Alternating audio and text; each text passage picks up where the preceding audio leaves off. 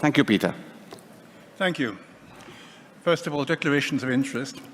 I'm chair of Oxford for Europe and of the UK Metric Association, which has lobbied on this issue.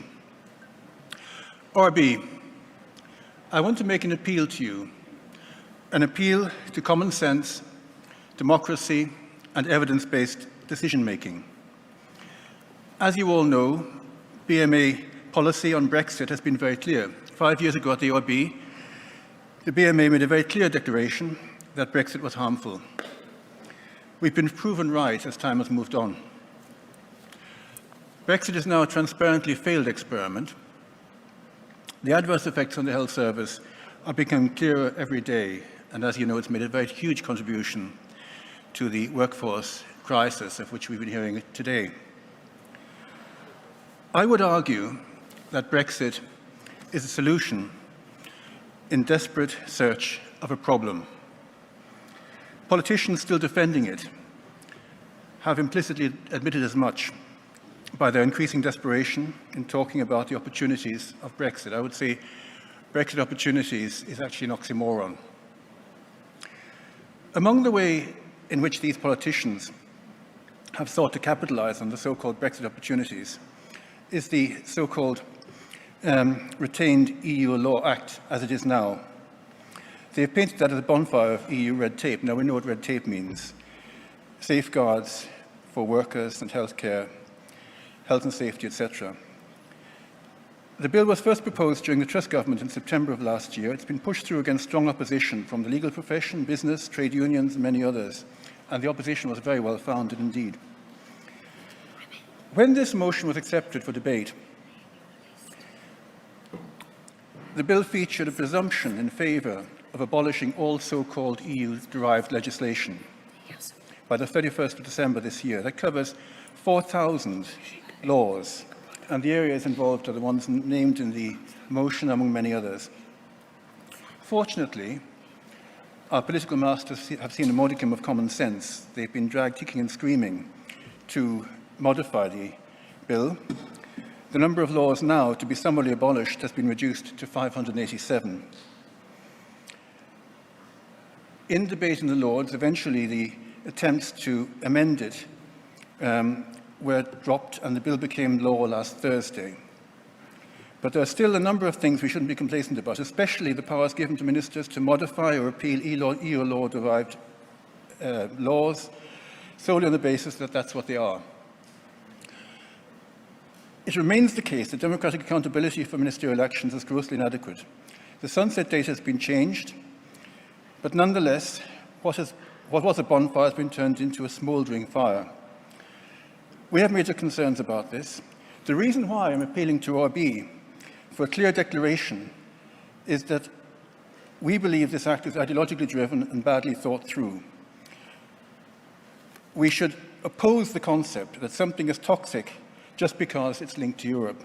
10 seconds, please. As the bill is now law, you may take the view that the wording in this motion needs tweaking and it should be accepted as a reference.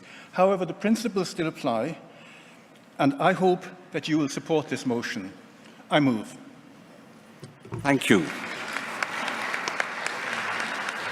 We are very behind. We have one speaker for, and I believe there was a point of information to be raised as well, but I can't see Baroness Finlay anywhere.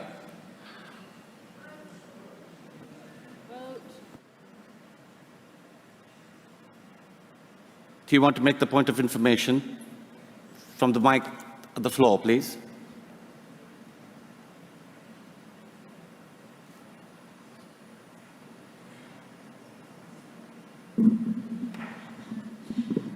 Thank you. RB, I should declare my interest because I'm a member of the House of Lords and was part of the group arguing very strongly against the government when this went through.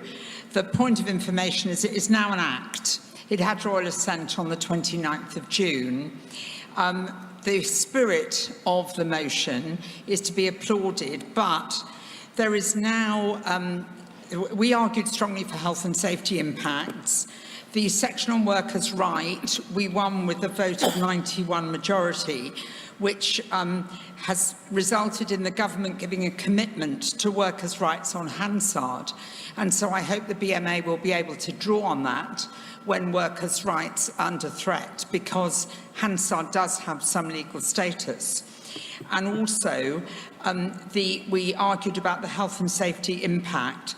The sunset clause actually remains, as far as I can recall, at December, but the government have included a clause to say that they must set out their plans to revoke and reform EU legislation through reports to Parliament every 6 months. So I would suggest that this could be taken as a reference so that the BMA can monitor what's happening and can react appropriately and early whenever those reports come through, or whenever we get any sniff that something is going to be revoked that could threaten workers' rights. Thank you. Thank you. Useful point of information. Thank you. There's one more speaker for. I think since there have been no speakers against, we can go to vote. Chair of Council. Yes, I mean, it's just to say, as both the proposer and Elora have said, some of the things have moved on. The sentiment remains, and we would suggest this is taken as a reference to reflect that. Thank you.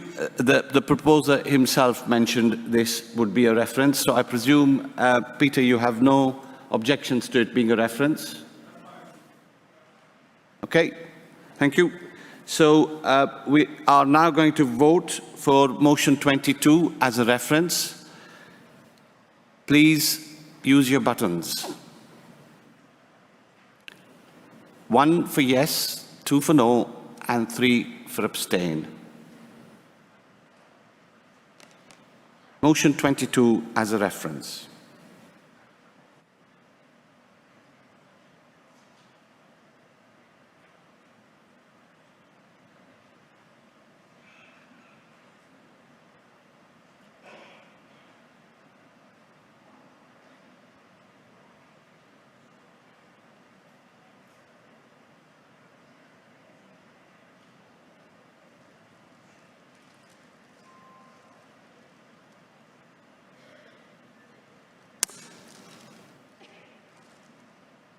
Can I request speakers for motion 23 to please move to the front in the interest of time?